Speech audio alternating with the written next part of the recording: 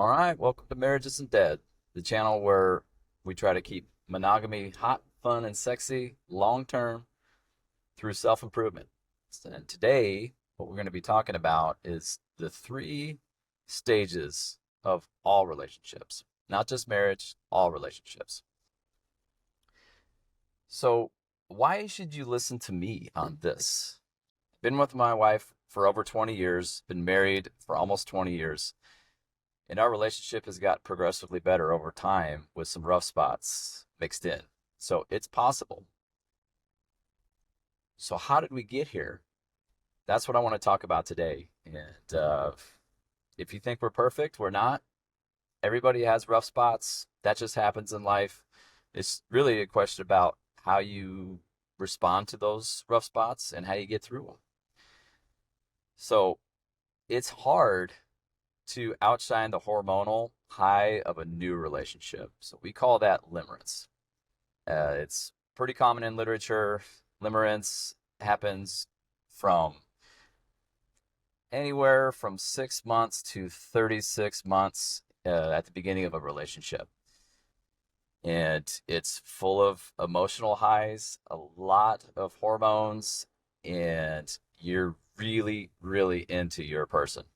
And that happens for pretty much everybody.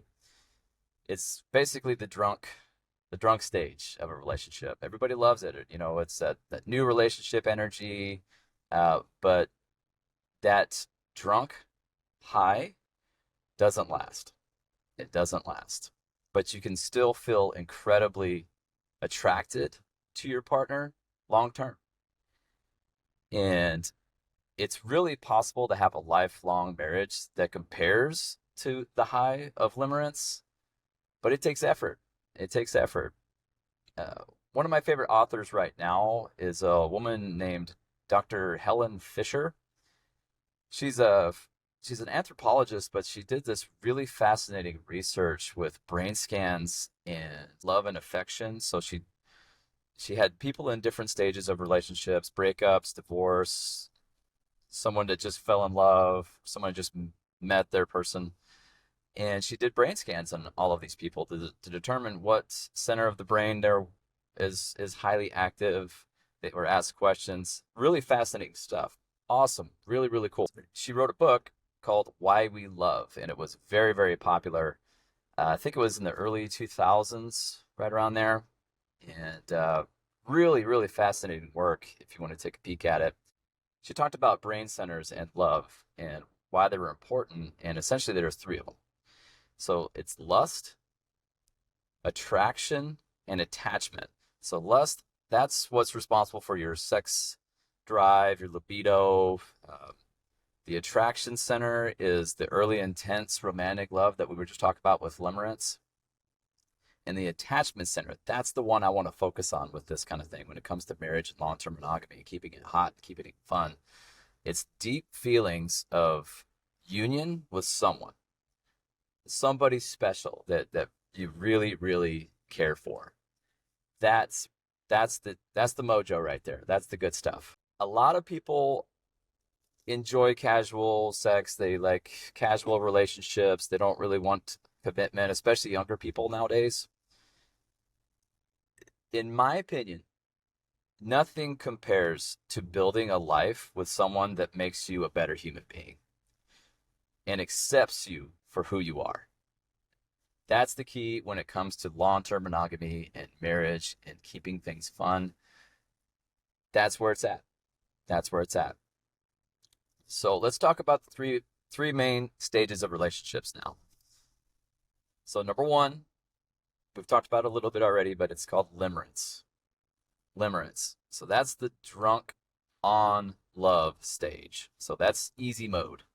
That's the easy button.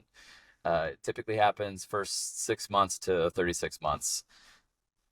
If you ask Helen Fisher if limerence exists, she would say there's absolutely a high when it comes to endorphins and hormones at the very beginning of a relationship, but it can actually carry over into long-term monogamy. And I think her work is really fascinating.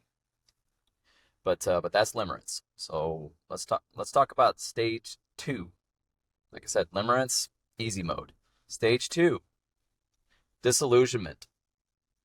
Disillusionment is where relationships, where most of them go to die. Right? That's when the hormones start wearing off. You start seeing the flaws in the person that you're with, because no one is perfect. No one is perfect. Soulmates don't exist. Everybody has flaws. And the disillusionment stage is where that becomes very prominent. All right. This is basically where the puppy love is gone. All right. Puppy love is gone at that point, and you see their flaws, period. That's disillusionment. So there's 3 different outcomes within disillusionment that we need to talk about. So one is both partners either accept each other for who they are and love them anyway. That's one outcome when it comes to disillusionment. The second one is the relationship just ends and you move on either amicably or horribly. And then the third one is where toxicity can fester for years, and that's where codependency lives. Codependent people, that's where they need each other to survive. Those are your toxic relationships, typically. So the key when it comes to disillusionment, you need to date someone. If you're talking a serious relationship, you need to date them and vet them for at least a year and a half. Okay, so you can get over the puppy love stage, you can get through the hormonal high, and you can see their flaws. All right, you either accept them or you move on.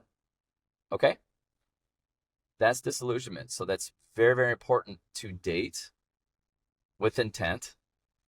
And if you're very serious with somebody, you need to get through the disillusionment stage.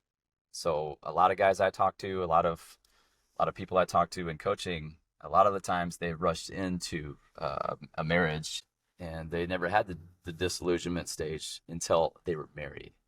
And that's where problems really occur. That's where codependency lives most of the time. All right. So basically people can act a certain way for only so long. And that's why vetting them and going through the process, basically thinking it's like a job interview. All right, so that's the second stage. Let's talk about the third stage, acceptance. If you get through the disillusionment stage unscathed, you see the person for who they are, recognize their flaws, and accept them, you get to acceptance. That's where healthy relationships get to, because everyone's flawed. So you accept them. And it's not just one person accepting them. It's both people accepting them for who they are. And you build a life together knowing these flaws, and you accept them, and they can work on it. Everybody can work on it. Nobody's set in stone. You can learn, you can reparent yourself. That's what it's all about. That's what this channel is all about. It's about self-improvement, improving your life, your career, your relationship, your parenting, all of that stuff. That's what we're doing here. This is where self-help and therapy can really make a difference in your life. And those are not bad things. Those are great things. In healthy relationships, both individuals that are involved in that relationship have a self-improvement journey independently, but they make each other better. That's where it's at. That's where really healthy relationships are and happy marriages live. Don't get locked in to a certain stage in life. Continue to work on yourself. That's important. Very, very important when it comes to a healthy marriage and a sexy, fun, long-term relationship. So when both partners are independent, they have their own lives, but they prioritize the relationship and the marriage to make each other better. That's magic. And that's what I want for everyone listening and watching this video. Don't listen to people that say marriage is dead. Marriage isn't dead. Period. So if you found this video helpful or enjoyable, please hit like, share it, and subscribe, please. And let's make each other better. Be desirable.